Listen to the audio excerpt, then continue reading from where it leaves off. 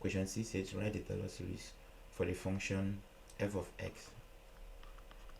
F of x equals to x cos 3x. So this is a composite function, and a composite function is simply a combination of two or more functions.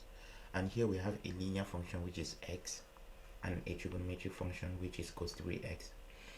So you need to know this. First of all, what does your composite function, what is it made up of? Because if you know these different functions, you can easily compute the Taylor series expansion. So we know from the Taylor series formula, right, is simply f of x equals to f of 0 plus f prime of 0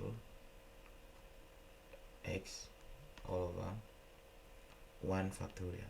So generally it's 0 factorial here plus f double prime of 0 x squared all over 2 factorial plus f triple prime of 0 x cubed all over 3 factorial, and so on.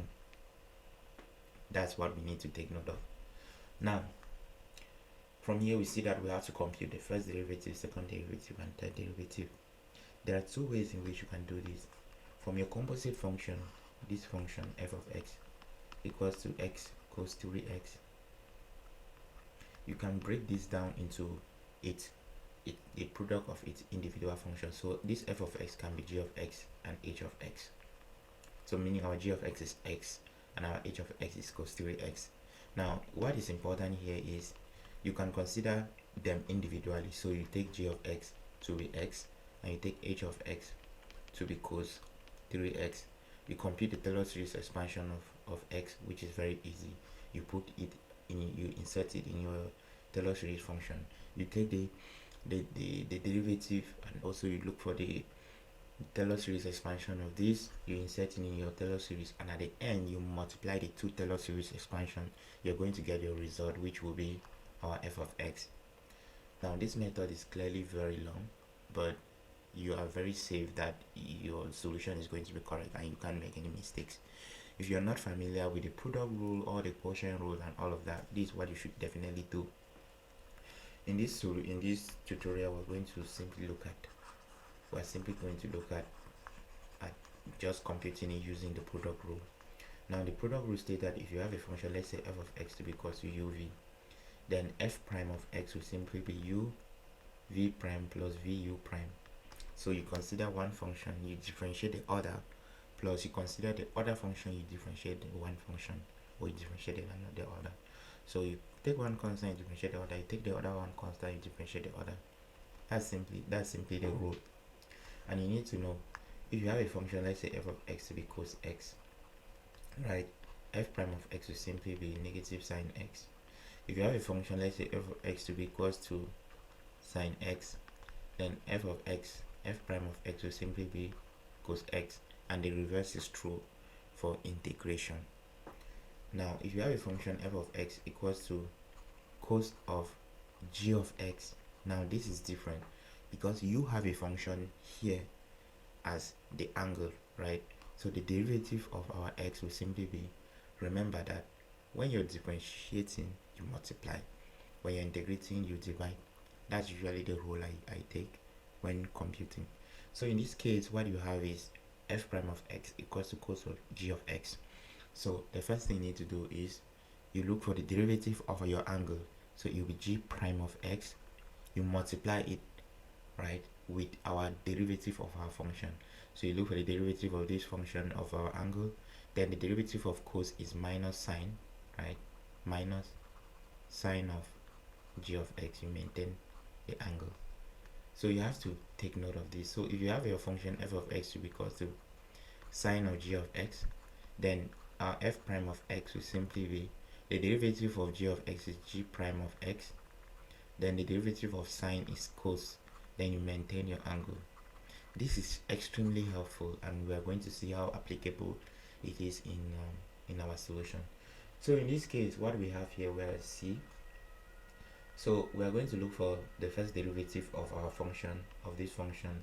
We look for the second derivative. We look for the third derivative. I will simply substitute. Again, what I want you to pay attention is the approach, right? of these solutions, not necessarily the answers themselves. So to look for the first derivative of our function above here, we're simply going to have, we take x constant, we differentiate cos 3x. Now 3x is our angle, right? So we are, in this case, we are here, and 3x is our angle. What do? We differentiate 3x. We're going to have 3, right? Then differentiating cos, we have minus sine 3x. So that's the differential. Plus, since it's a product rule, and why are we using the product rule? Because this is a composite function made up of two functions, which is x and cos 3x. Plus, we kept x constant initially, so now we're going to keep cos 3x constant, and the derivative of x is simply 1. So differentiating x with respect to x is 1. I'm sure that is clear. So in this case, we're going to look for our f prime of 0. We simply put 0 here. We're going to have, inserting 0 here, we're going to have cos 0, which is 1. So our first derivative is 1. We're going to move on, looking for the second derivative. So the second derivative is the first derivative of the second derivative, or the derivative twice of the first function. Now I don't want to confuse you with that, but just making it to be clear what I actually do. So if you take the derivative of this function here, you're going to have the second derivative. So just to simplify this, we can rewrite this as negative 3x sine 3x plus cos 3x. Now we are differentiating this function, it will give us our second derivative. So we consider this again. This is a product, right? And we can consider this negative 3 as a constant, meaning that we'll not even pay attention to it, just factor it out and focus on x sine x. We notice again we have our function here, right? Product, which is something similar to what we have above here. So in this case, we're going to keep x constant, we differentiate sine 3x, where in this case, so this will simply be the derivative of 3x is 3, and the derivative of sine is cos, and we maintain the angle, right? Then we keep sine 3x constant, so plus sine 3x constant, differentiating x, we're going to have sine 3x constant, differentiating x here, we're going to have 1, then plus okay, so this will be here, then plus the derivative of this is minus 3 sine 3x from above. I explained above what I did here. So we're in this case, so it will be negative 3, the derivative of the angle is 3, and the derivative of course is sine 3x. So that's it. So we can further simplify this as minus 3x, well, it's 3 times 3, which is 9, cos 3x minus 3 sine 3x, then minus 3 sine 3x. So in this case, we're going to have minus 9x cos 3x minus 6 sine 3x. Great. So that's the second derivative of our function, and this implies that our second derivative of 0 will simply be 0, right? Because if we insert 0 here, we're going to have 0 multiplied by 1 is 0, minus 6 sine of 0 is 0. So our second derivative is 0. Now we're going to take the derivative of our second derivative, which will give us the third derivative. So our third derivative will simply be the derivative of this. So again, we factor out negative 9 as a constant, because it's a constant, and the derivative will always be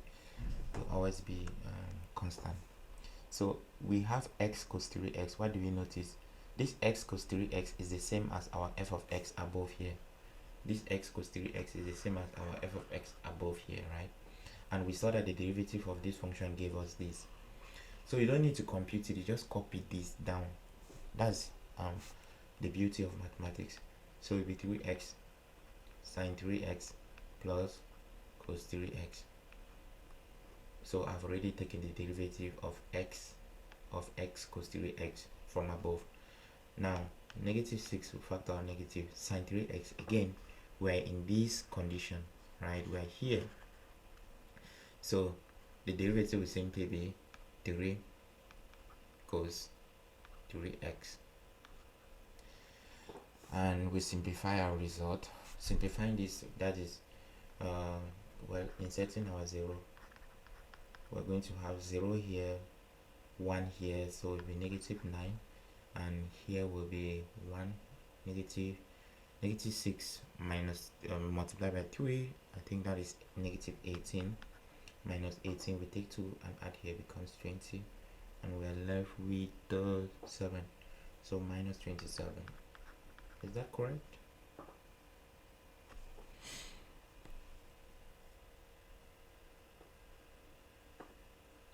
Yeah. So that's it. So what we need to do is simply substitute this in our Taylor series expansion, and that's the solution. As easy as that.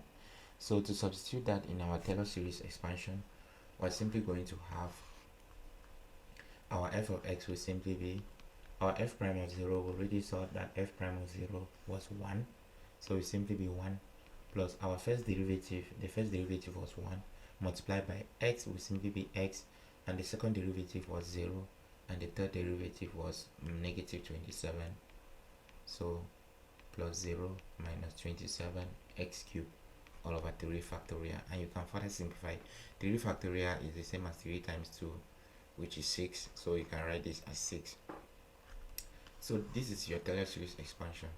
In some questions you might be told how long you need to expand. They might tell you to expand to the 5th power or to the 4th power or whatsoever, right? You just need to respect the ones it is not stated. It's generally advisable to get the first 3 non-zero terms, like in this case. So that's the solution.